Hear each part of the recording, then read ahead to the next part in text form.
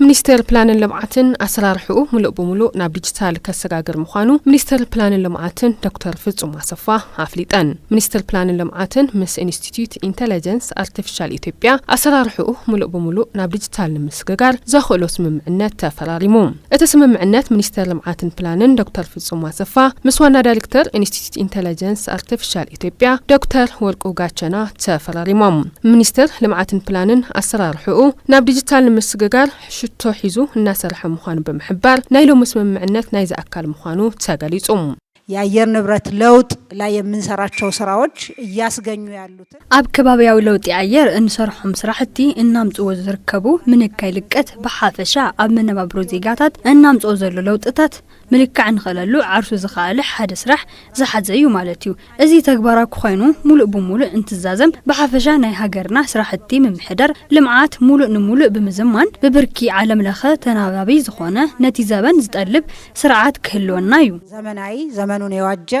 ስርዓት የሚኖረን ይሆናል ማለት ነው ፖሊስታት ስራሕቲ ምምሕዳር ልምዓት ዘምጽኦ ለውጢ ብትኽክለኛ መረዳእታ ተደሪኹ ግምገማን ምግባር ዓብይ መሰረት ዘንብር ምዃኑ አገንዚበን ዕብየት ሓፈሻዊ ምህርትን ጽሬትን መምዛን ቁልፍ መሳርሒ ኮይኑ ዘገልግል ምዃኑ እውን ሓቢረን አርቲፊሻል ኢንተለጀንስ ኢንስቲትዩት ከዚህ ቀደምም በዚህ እና ተመሳሳይ ስራ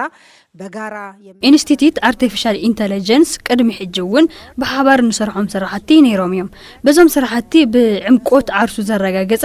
ከም መሶብ ዝኣመሰሉ ኣዝዮም ዓበይቲ ብኹርዓት ንዓለም እንገልጾም ስራሕቲ ብናይ ባዓርሱ ዓቕሚ ሰሪሑ ዘመስከረ ትካል እዩ እዚ ድማ ብዝድለ ጽሬት ግዘ ዛዚሙ እዚ ስራሕ ናብ ትግበራ ከም ዛቱ ሙሉእ እምነተ እዩ ይሄ ስራ ወደ ትግበራ እንደሚገባ ሙሉ እምነቴ ነው ዋና ዳይሬክተር ኢንስቲትዩት ኢንተለጀንስ አርቲፊሻል ኢትዮጵያ ዶክተር ወርቁ ጋቸና በወገኖም መረዳእታ ተንቲንኻ ኣብ ስራሕ መዓል ዘበናዊ መሰረተ ልምዓት ዝሓትት ምዃኑ ሓቢሮም ኣብ መሰል ስራሕቲ ሚኒስተር ልምዓትን ፕላንን ስሩሑ ንክሳለጥ ፕሮጀክት ካብ ዝተሓንጸጸሉ ግዜ ኣቐዲሙ ንምዝዛም ምትሕባር ከም ዝገብር ኣረጋጊጾም ነዚ ድማ ኮሚቴ ቴክኒክ ክልቲኦም ትካላት በሓባር ከም ዝሰርሑ ገሊጾም እኛም እንደ ተቋም በጣም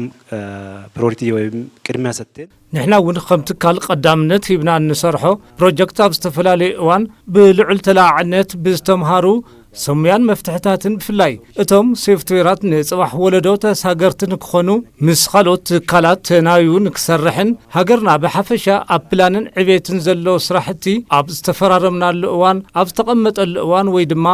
ቅድሚ ዝተፈራረምናሉ እዋን ሓቢርና ብምንባብ ሓለፍቲ ቴክኒክ ክልቲኦም ትካላት ከም ጉጅለ ቴክኒክ ኮይኖም ዝሰርሕሉ ከም ኮሚቴ ንሕና እውን ሓቢርና ንክንፈራረም ናብ ዝንክበቅዕን ስለዝገበርኩምና ነመስግን እንድንፈራረም ለሰራችሁ ሁለቱ ተቋማት እና ለዚህ ላበቃችሁት